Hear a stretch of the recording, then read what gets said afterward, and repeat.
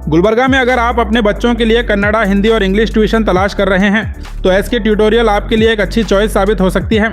यहाँ सिर्फ 3 महीने में बेसिक कन्नड़ा, हिंदी और इंग्लिश कंप्लीट करवाने का वादा किया जाता है।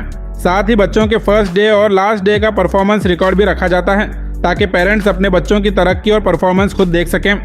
एसके ट्यूटोरियल की मैडम को कन्नड़ मीडियम में कुल 17 साल का तजुर्बा है और पिछले 12 साल से वह कन्नड़ और हिंदी पढ़ा रही हैं। यहाँ हर सब्जेक्ट के लिए अलग अलग टीचर्स मौजूद हैं ताकि हर स्टूडेंट पर इंडिविजुअल अटेंशन दी जा सके और बच्चों को बेहतर तरीके से सिखाया जा सके।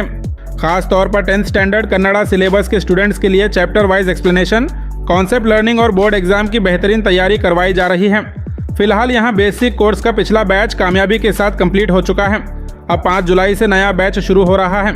अगर आप भी अपने बच्चों का कन्नड़ा, हिंदी और इंग्लिश का बेसिक सिर्फ 3 महीने में कंप्लीट करवाना चाहते हैं तो एसके ट्यूटोरियल से राब्ता करें, जहां लिमिटेड सीट्स अवेलेबल हैं। शहर के रिंग रोड, रेफी चौक, हम्माद गेस्ट हाउस के करीब एसके ट्यूटोरियल मौजूद हैं।